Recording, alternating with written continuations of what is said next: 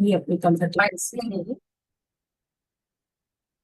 सभी अपने comfortable seat ले लें। आराम से बैठ जाएं।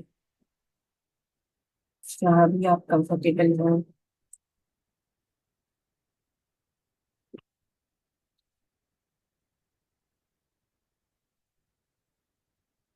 श्वास लें। बाहर जाती हुई श्वास के साथ महसूस करें सारी थकान, सारी भाग दौड़।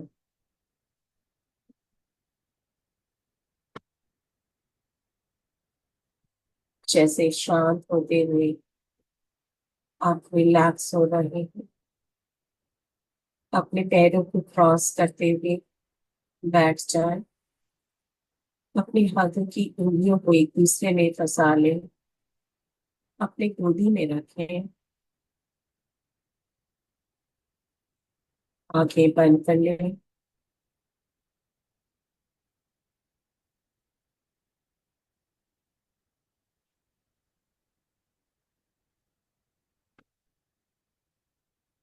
और एक शांति में उस विराम में अपने आप को महसूस करें, जहां आप अपनी श्वासों को, अपने आप को पूर्ण रूप से महसूस कर सकें। यह विराम, यह शांति,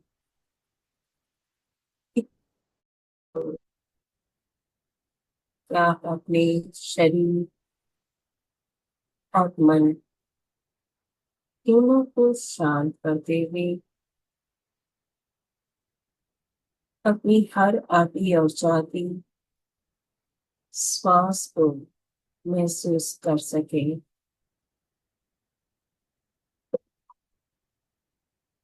दोनों पैर पूरी तरह रिलैक्स। स्पाइन बिल्कुल रिलैक्स। पेट और छाती ढीला छोड़े। कंधों को बिल्कुल ढीला छोड़ते हुए रिलैक्स। दोनों हाथों को बिल्कुल ढीला छोड़े। गला, गर्दन, पूरे चेहरे को बिल्कुल ढीला छोड़ते हैं। रिलैक्स हो जाने दें।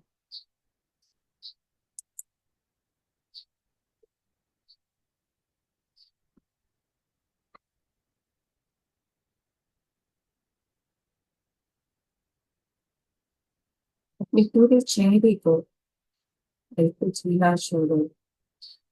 चेहरे का हर हिस्सा और पीछे,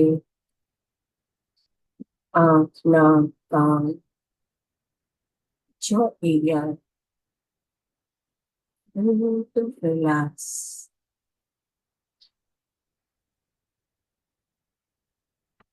श्वास को महसूस करें। श्वास आ रही है और जा रही है। सिर्फ श्वास पर अपना ध्यान बनाए रखें। कोई भी विचार आ रहे हो, जा रहे हो, उनसे जुड़े नहीं, बंधे नहीं। सिर्फ श्वास पर ही आती और जाती श्वास पर अपना ध्यान स्थिर करें। अपने आप को उस गोताखोर की तरह समझें जो गहरे समुद्र में नीचे और गहरे उतर रहा हो। वैसे ही आप भी अपने श्वासों का हाथ पकड़कर गहरे अपने साथ जोड़ रहे हैं। जितनी गहराई में आप जा रहे हैं, उससे और गहरे जाएं और गहरे। और गहरे, जहाँ कुछ भी न बचा हो, न मेरी आवाज, न आपकी सांस, कुछ भी नहीं। यार, इतने गहरे उतरते जाओ सांस के साथ, आपकी गहराई और गहरी हो रही है। गहरे और गहरे आप उतरते जा रहे हैं।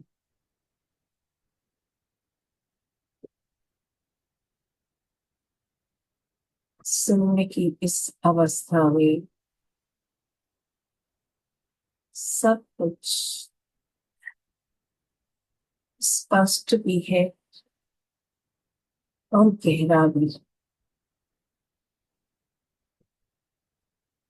रे यहाँ से और गहरे उतरे, और गहरे, और गहरे,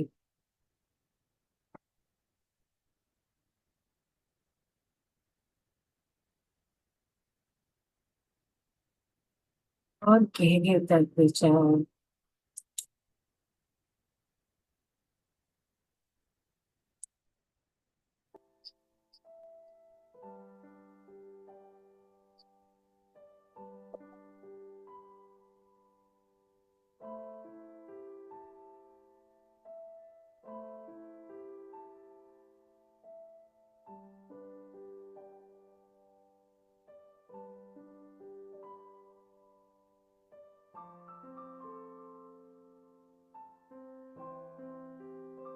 आपका ध्यान सांसों के साथ और गहरा, सांसों का हर अकल और अधिक गहराई में उतर रहे हैं, और गहरे उतरे,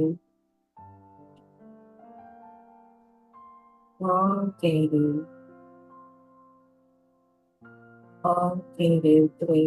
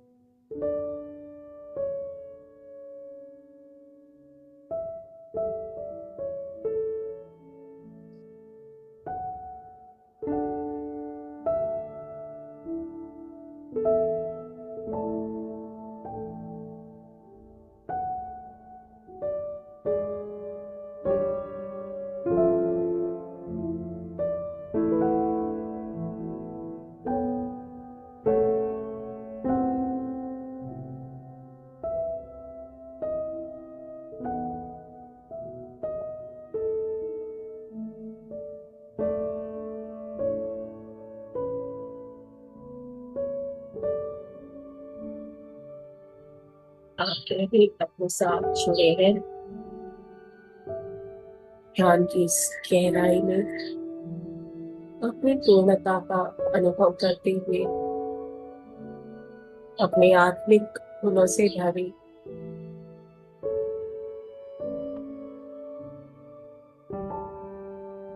प्रेम, आनंद, शांति, क्षमा,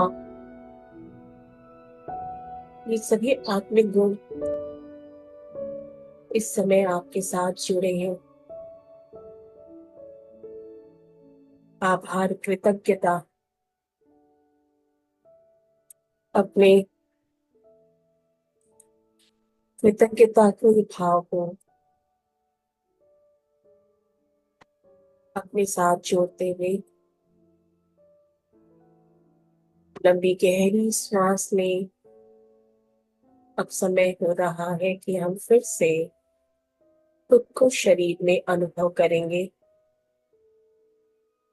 एक लंबी गहरी सांस लेते हुए, कोई जल्दबाजी नहीं, बहुत आराम से अपने आप को शरीर में अनुभव करें।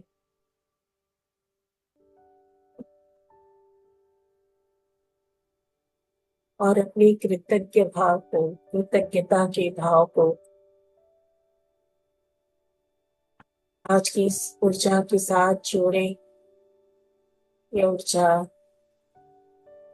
जो आपके शरीर में हर एक सेल में बह रही है, उसके लिए कृतज्ञ होए। कृतज्ञ होए पूरी प्रकृति के, मदर अर्थ के, उस परम शक्ति के जिससे हम सभी जुड़े हैं, जिसका हिस्सा है। धन्यवाद करते हुए सभी दिव्य आत्माओं को, एस्ट्रो मास्टर्स को, जो आज हमारे साथ ध्यान में जुड़े, जो फिजिकल मास्टर्स हमारे साथ इस सामूहिक ध्यान में जुड़े, उन सभी का धन्यवाद, धन्यवाद, धन्यवाद।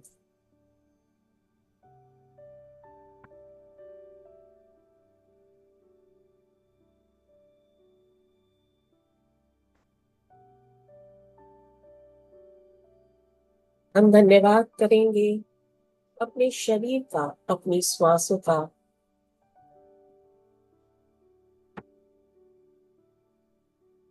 हम धन्यवाद करेंगे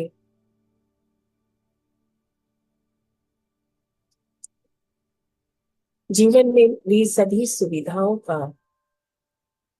हम धन्यवाद करेंगे अपने माता पिता का, सभी गुरुजनों का। धन्यवाद, धन्यवाद, धन्यवाद। धन्यवाद करेंगे अपने सभी रिश्तों का, सभी परिस्थितियों का। हर परिस्थिति और रिश्तों से हम जो सीखते हैं वह हमें आत्मोन्नति में आगे ले जाता है। हम उसके लिए कृतज्ञ हैं। हम आभार व्यक्त करेंगे अपनी श्वासों का, सभी मास्टर्स जो आज इस सामूहिक ग्रुप मेडिटेशन में हमारे साथ जुड़े, उन सबका धन्यवाद करते हुए अपने हाथों को अपने आंखों पे रखें। कोमलता से अपनी आंखें अपने हाथों में ही खोलें। 5 4 3 2 1 0। Thank you, thank you, thank you, thank you masters. अपनी आंखें खोलें।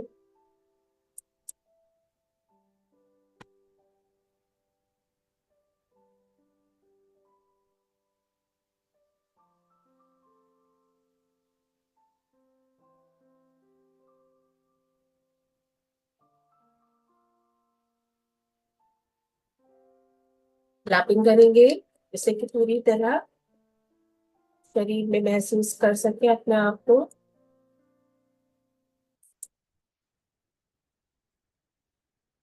चलिए अब आज की स्वाध्याय के लिए अपने आप को तैयार करेंगे। आज कौन रीडिंग करना चाहते हैं?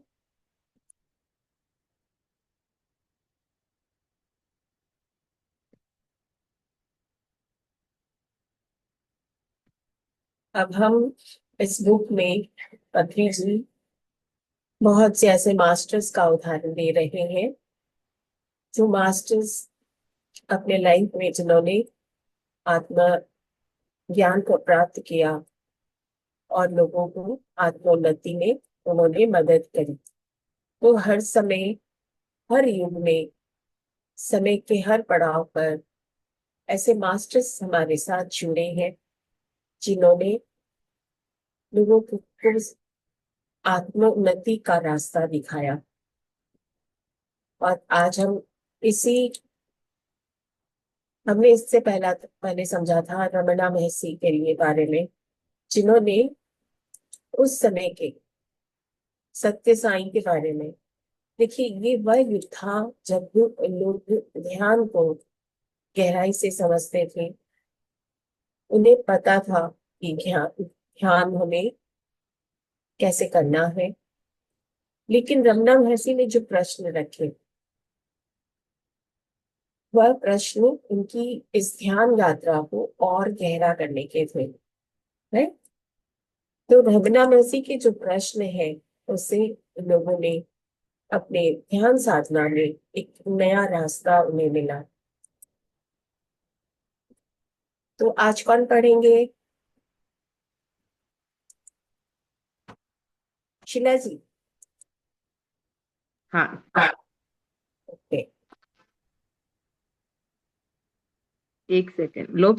लोबसांग रामपा का पढ़ना है ना? हम्म। ठीक है। यह नाम सुनते ही मैं पुलकित हो जाता हूँ। मेरे पहले आध्यात्मिक गुरु हैं लोबसांग रामपा। 27 नहीं 29 है ना, 29 दिसंबर 1979 का दिन था। तिरुपति में करनौल आते समय मैं अपने सहयोगी श्री रामचन्ना रेड्डी से मिलने गया। उन्होंने ही मुझे 1976 में सर्वप्रथम ध्यान से परिचित कराया था।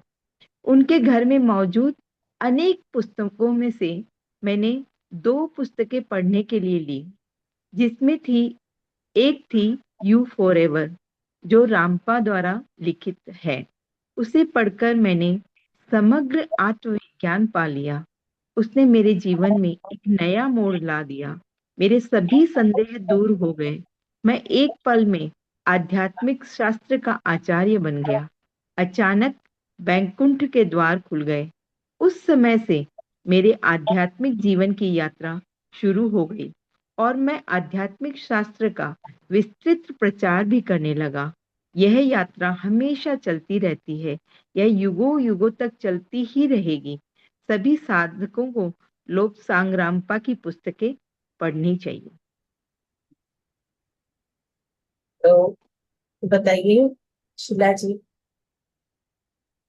यही है कि वो अपना बता रहे हैं कि मैंने जब सर्वप्रथम उनके यू फॉरएवर जब बुक पढ़ी, तो उन्हें पूरा आत्मज्ञान का पूरा नॉलेज हुआ। और उसके बाद में वो मतलब इतना नॉलेज हुआ कि वो आचार्य ही बन गए और हम्म। उनके सारे प्रश्न खत्म हो गए। और हम्म। उन्होंने ये आध्यात्मिक शास्त्र का विस्तृत प्रचार करने का भी सोचा कि सब जगह प्रचार करने लग गए। और अब है कि ये यात्रा हमेशा चलती रहे सबकी, और सबको लोकसांग रांगपा की बुक सबको पढ़नी चाहिए। हम्म। ये देखिए, यू फॉर एवर, जो नहीं जानते मैं भी तो दिखा रही हूँ। तो ये हिंदी में ट्रांसलेट नहीं है, बट ये भी हमारे मास्टर सिरामिक मास्टर, उन्होंने ही हिंदी में ट्रांसलेट किए, नीता पुंजवानी जी ने। तो ये बुक के अंदर ये इतना अट्रैक्ट क्यों हुए पत्री जी इस बुक के अंदर में?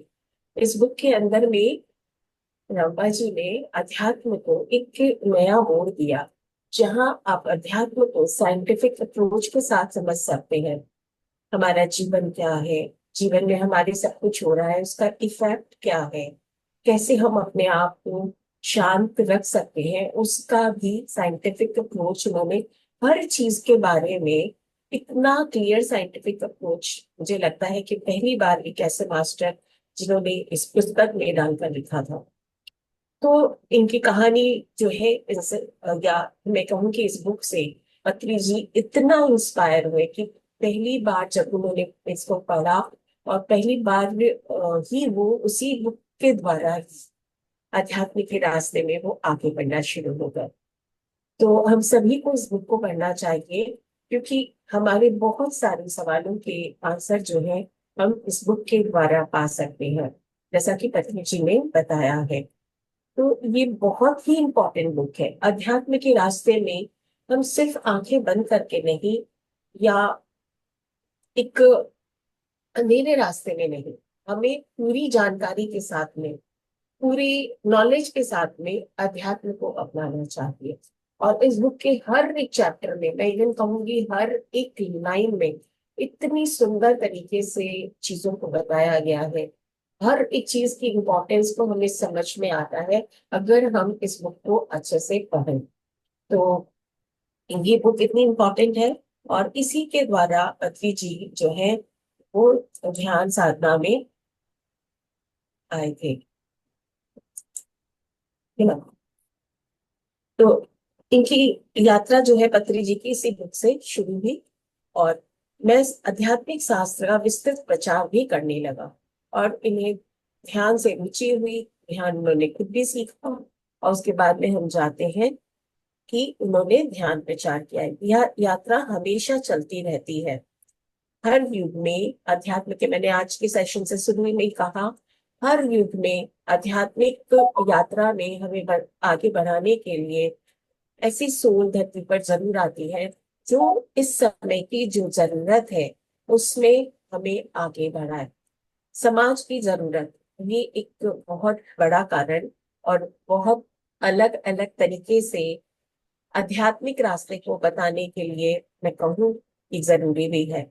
तो वह युगों युगों तक चलती ही रहेगी। इसलिए हर समय, मैंने कहा कि हर समय पे ये मास्टर्स आते हैं, ये यात्रा जो है वो चलती रहती है। सभी साधकों को लॉसम रंपा की पुस्तक पढ़नी चाहिए। ये नेक्स्ट नेक्स्ट टॉपिक आप पढ़ोगे शीला जी, या कोई और पढ़ना चाहते हैं बताइए। आप ही पढ़ लो शीला जी। ठीक। ये देखते हैं एक्सपेंड, अच्छा हो जा रहा है, ठीक है।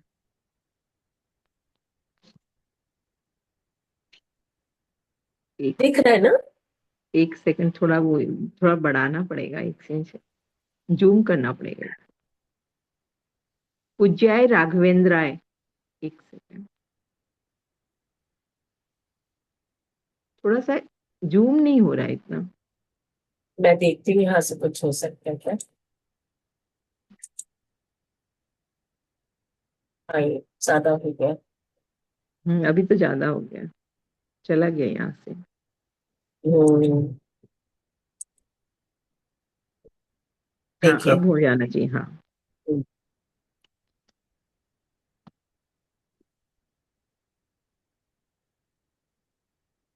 एक मिनट। तनुनाथ प्रायते इति तंत्र है, अर्थात शरीर से की जाने वाली चेष्टाएं योग साधना तंत्र कहलाती है। मननात् त्रायते इति मंत्र, अर्थात मन या आत्मा से करने वाली साधना का मंत्र शास्त्र कहा जाता है। बीजाक्षर का उच्चारण जीभ से किया जाता है, जो शरीर का ही एक भाग है, अतः वह तंत्र शास्त्र का ही एक भाग है। आत्मा का बाह्य रूप चित्त जब शून्य हो जाता है, तब आत्मा के अंतः रूप दिव्य चक्षु के उत्तेजित होने से सबको अद्वैत के रूप में अनुभव करना मंत्र कहलाता है। श्री राघवेंद्र जी स्वामी मंत्रालय के संस्थापक हैं। मंत्रालय अर्थात ध्यान साधना के निलय, यदि वह योग साधना को आलय न होकर अन्य समझते हैं तो हास्यास्पद है।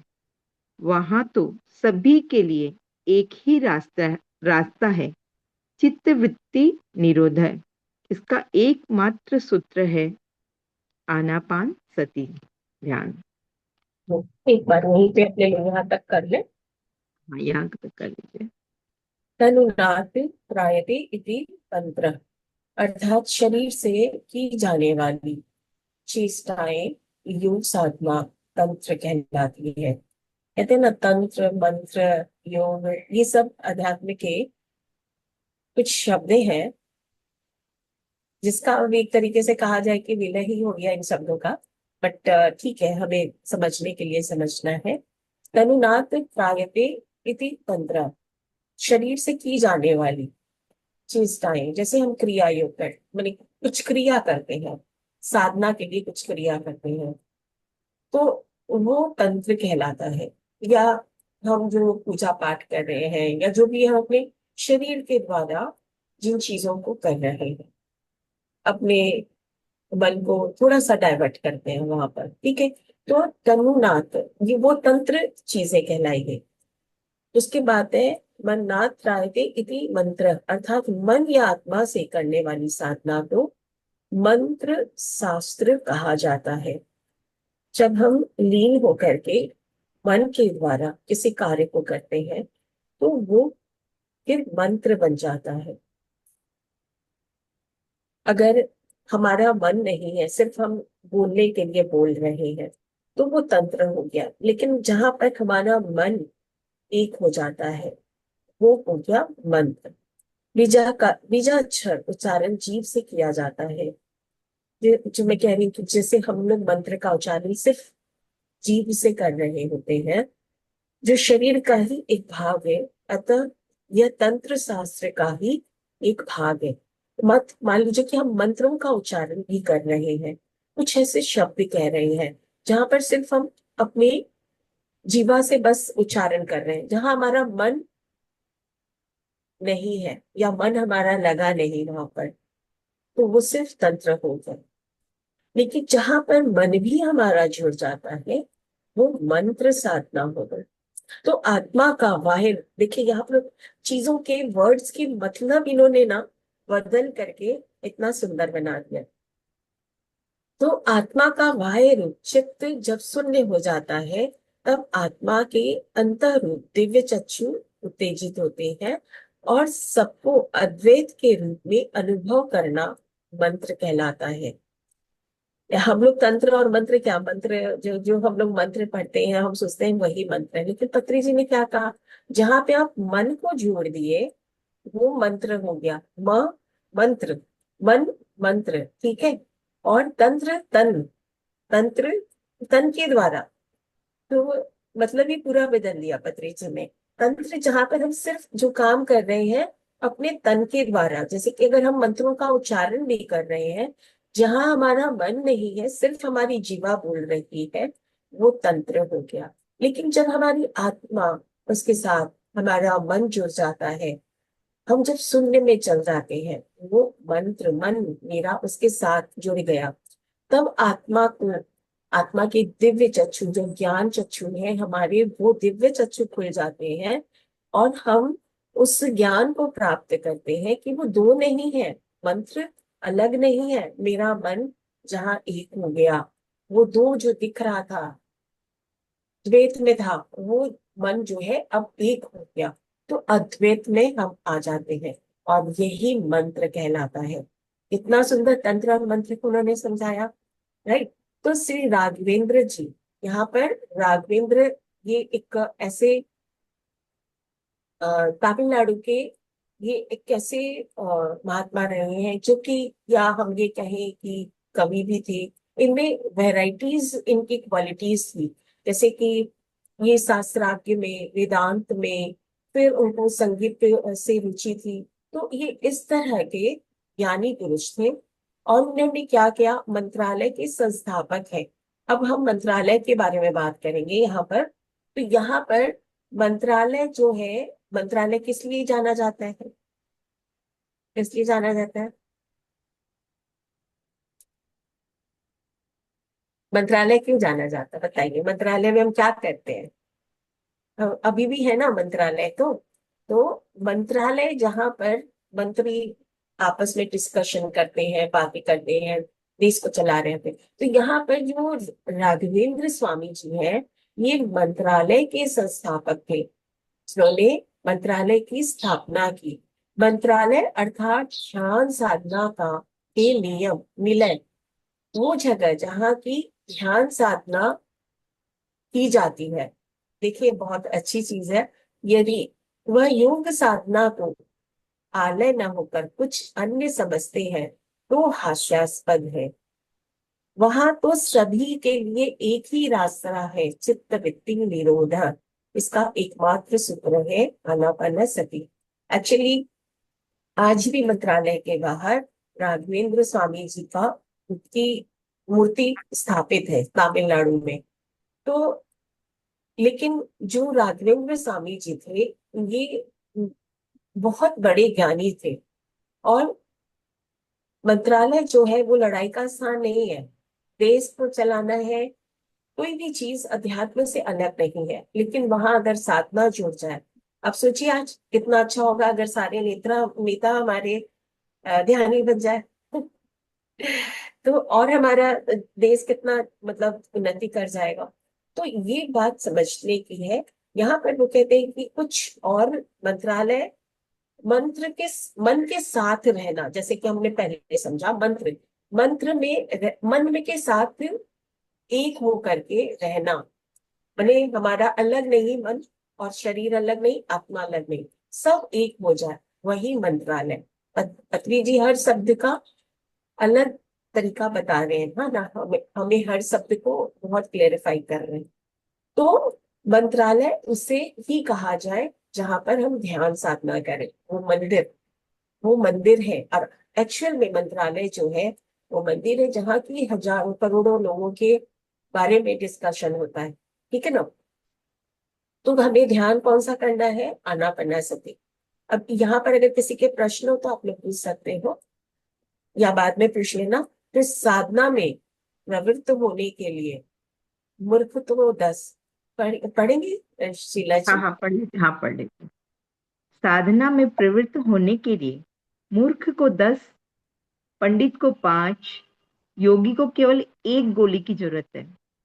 बस इतना ही अंतर है। अलग अलग लोगों के लिए अलग अलग रास्ते नहीं होते। श्री राघवेंद्र जी ने स्वयं सिद्ध होकर सबको सिद्धि का मार्ग दिखाया। ये मूर्ति पूजा पसंद नहीं करते और न ही पूज्याय राघवेंद्राय जैसे नाम स्मरण को पसंद करते हैं। पूजा के रूप में वे ध्यान योग साधना को ही स्वीकार करते हैं। तो साधना में प्रवृत्त होने के लिए, हमें गहरी ध्यान में उतरने के लिए सिर्फ क्या चीज चाहिए? आनापानसति ध्यान, अपनी सांसों के साथ रहना। ठीक है ना। अपनी सांसों के साथ रहना। अब यहाँ पर कहते हैं कि हम अगर 10 चीजों में जा रहे हैं, हम आज एक भगवान की पूजा कर रहे हैं, कल हम वो कर रहे हैं, आज हम ये पाठ कर रहे हैं, कल हम वो कर रहे हैं, तो इतना कुछ हमें जरूरत नहीं है। 10 बोलने की बात क्यों कही? क्योंकि हमारे शरीर में अगर मान लीजिए कि किसी हिस्से में दर्द हो रहा है, तो मेरे सर में दर्द हो रहा है, मैं अलग दवाई खाऊं, मेरे पैर में दर्द हो रहा है, मैं अलग दवाई खाऊं। लेकिन क्या हमें हमारी दवाई को पता है कि मुझे सर में जाना है, मुझे पैर में जाना है, तो आपके दर्द को सर में जाके या पैर में दर्द जाके ठीक करें?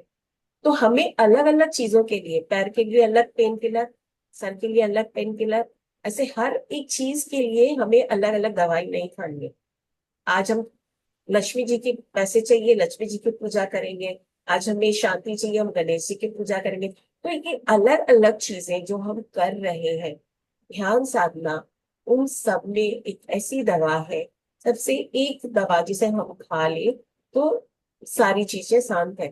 तो इस साधना में प्रवृत्त होने के लिए मूर्ख को 10, पंडित को 5 और योगी को केवल 1 गोली की जरूरत है। पंडित जो थोड़ा बहुत जानता है उसे समझ में आ गया है, लेकिन अभी भी पूरा ज्ञान नहीं है। तो हम लोग भी ध्यानी होकर के हम क्या करते हैं, इधर उधर भागते रहते हैं, कभी ये कर लिया, कभी वो कर लिया। तो जब एक ध्यान पूरी तरह से ध्यान के साथ में जुड़ जाता है, उसे अलग अलग चीजों की जरूरत की महसूस नहीं होती है। तो यहाँ पर उसी बात को वो बताते हैं कि अलग अलग रास्ते नहीं है। अलग अलग रास्तों में हमें जाने से कोई भटकाव मिलेगा।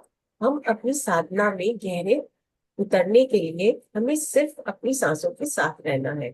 तो श्री राघवेंद्र जी ने स्वयं सिद्ध होकर सबको सिद्धि का मार्ग बताया। तो वो खुद ऐसे ज्ञानी थे, ऐसे वेदांत के ज्ञाता थे, जो कि उन्होंने खुद अनुभव किया और लोगों को वही ज्ञान दिया। उन्हें मूर्ति पूजा पसंद नहीं थी। उन्हें ये भी पसंद नहीं था कि लोग उनके नाम की माला जपे और इस तरह से उनकी पूजा करें। उनके लिए ध्यान योग साधना ही सबसे महत्वपूर्ण था। तो राग अब पूज्याय राघवेंद्र राय जी, ये इनके बारे में हमने जाना। अब आगे थोड़ा सा है, इनका पढ़ लीजिए। मुख बंद रखना।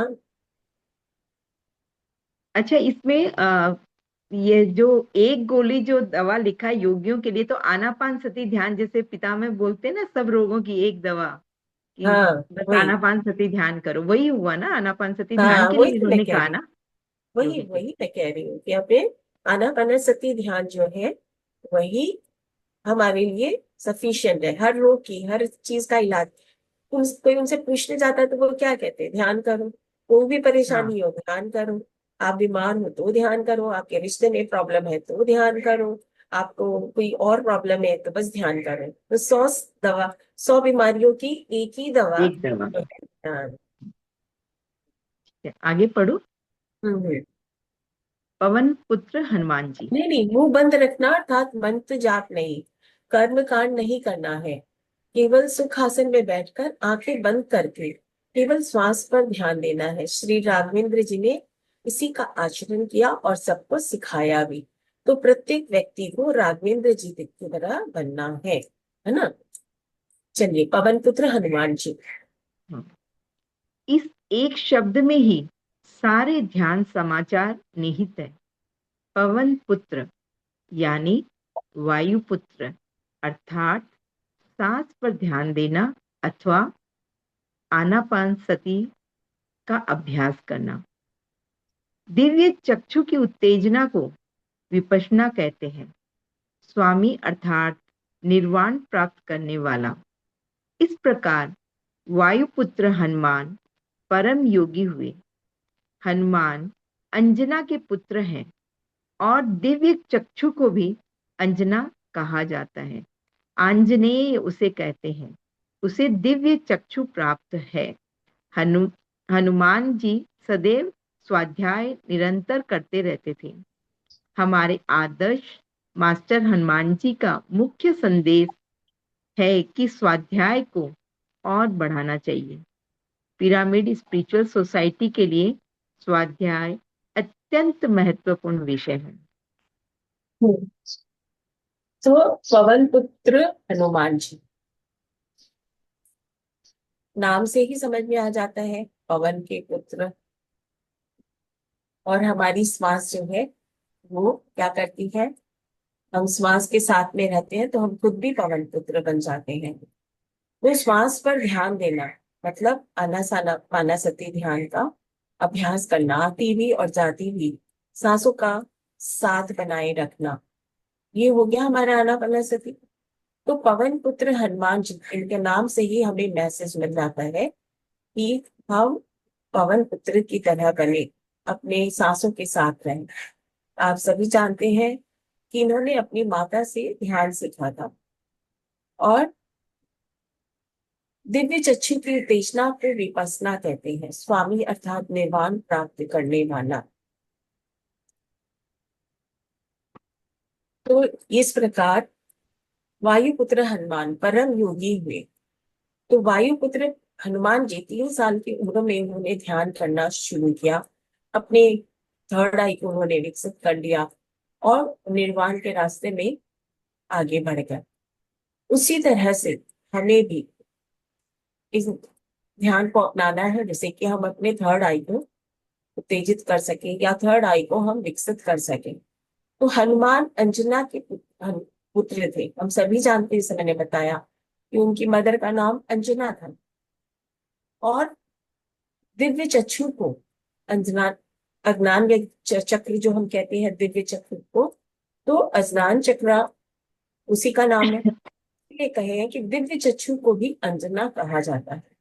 आज ने उसे कहते हैं जिसे दिव्य चक्षु प्राप्त हो, जिसने अपने दिव्य चक्षु को विकसित कर लिया है, वो आजनेय कहलाया। हनुमान जी सदैव स्वाध्याय निरत रहते हैं। तो ज्ञान प्राप्ति को में अपनी इच्छा रखना, ज्ञान प्राप्त करना, इसी में हनुमान जी हमेशा लग्न रहते थे। और वो चाहते हैं, आप लोगों ने वो बुक पढ़ी होगी हनुमान जी की, अभी भी कुछ नए बुक्स भी और निकले हैं। तो क्या नाम, इमोर्टल टॉक्स, ठीक है। तो उसके अंदर में बहुत सारा हनुमान जी द्वारा दिया हुआ ज्ञान है, जो कि हमारे पीएससी सर में भी उसे रिकमेंड किया जाता है। तो जिसे हनुमान दिव्य चक्षु प्राप्त है, हनुमान जी सदैव स्वाध्याय निरत रहते हैं। हमारे आदर्श मास्टर हनुमान जी का मुख्य संदेश है इस स्वाध्याय को और हमें बढ़ाना चाहिए, जिससे कि हमें ज्ञान प्राप्त हो। ध्यान के साथ साथ ज्ञान, वो दोनों ही मिल करके हमारे निर्वाण में हमें आगे बढ़ाते हैं, जो मुक्ति का रास्ता हमें दिखाते हैं। और वही हनुमान जी कहते हैं। तो पिरामिड स्पिरिचुअल सोसाइटी के लिए स्वाध्याय अत्यंत महत्वपूर्ण विषय है। ध्यान प्लस ज्ञान, ठीक है ना, या स्वाध्याय जो भी कहें, दोनों मिल करके हम निर्वाण के रास्ते में हमें आगे रास्ता मिलता है। तो आज के लिए क्या समय हो गया, तो आज के लिए हम लोग इतना ही करेंगे। तो हमने आज समझा कि ध्यान का महत्व हर एक जगह है। जैसे कि मंत्रालय का इतना सुंदर पत्री जी ने मतलब बताया, मंत्र तंत्र और उसके साथ मंत्रालय। मंत्रालय में भी हमारी ध्यान साधना होनी चाहिए। और ये बात तमिलनाडु में मंत्रालय के बाहर ही रघुरेंद्र राय जी का उनका पिक्चर स्टेचू बना हुआ है, और लोग वो देखने के लिए उनको जाते हैं वहां पर। तो सिर्फ देखने के लिए नहीं, उन्हें उनकी जो कही भी बात है, उनका जो ज्ञान है, हमें उसे भी लेना है। हर जगह ध्यान जो है, आनापानसति ध्यान हमें आगे बढ़ाता है ना। तो बहुत सुंदर ढंग से मंत्र मंत्र का मतलब उन्होंने बताया। जब हम कुछ कर रहे हैं उसके साथ मन हमारा जुड़ा हो, ये बहुत जरूरी है। स्वाध्याय कर रहे हैं तो भी, कोई काम कर रहे हैं तब भी मन कहीं और, हम कहीं और, काम कुछ और, वो नहीं, तो वो भी हमारा ध्यान बन जाता है। इस तरह से भी हम उसे समझ सकते हैं कि हर कार्य में अपने मन के साथ रहे, मन को अपने साथ जोड़कर रखे, वो भी ध्यान बन जाएगा, ठीक है ना। तो चलिए, आज किसी के प्रश्न है तो आप लोग रख सकते हैं, और नहीं तो आज का सेशन हम लोग यही खत्म करेंगे। किसी को कुछ कहना है तो भी बोल आज सकते हैं। जैसे कि है ना, आंजनेय जैसे अंजनी के पुत्र आंजनेय कहलाते हैं। तो ये पता था कि आंजनेय कहलाते हैं, लेकिन अभी आज एक नया नॉलेज मिला कि जिनका उनका थर्ड आई एक्टिवेट हो गया था, दिव्य चक्षु जागृत हो गया था, इसलिए वो आंजनेय भी हो गए, अंजनी के पुत्र थे। और इसलिए हम लोग सोचते थे कि आंजनेय कहलाते हैं, अंजनी के पुत्र हैं, उनके थर्ड आई एक्टिवेट हो गए थे, हो गया था, तो इसलिए वो आंजनेय कहलाए। Right, very. बहुत बहुत धन्यवाद आपका, बहुत तो सुंदर हम से सब सारा आज कुछ। में बन सकते हैं, है ना। हाँ, हम सब बन आज सकते। में बन सकते हैं अपने थर्ड आई को एक्टिवेट करके, और एक्टिवेट करके हम सबके थर्ड आई है, लेकिन उसे एक्टिवेट करना है, राइट। और हम सब आज में बन सकते हैं। Yes. ओके देन, किसी को कुछ कहना है, कोई बोलना चाहते हैं कुछ, अपने आप को अनम्यूट कर सकते हैं आप लोग, कुछ पूछना चाहते हैं तो भी।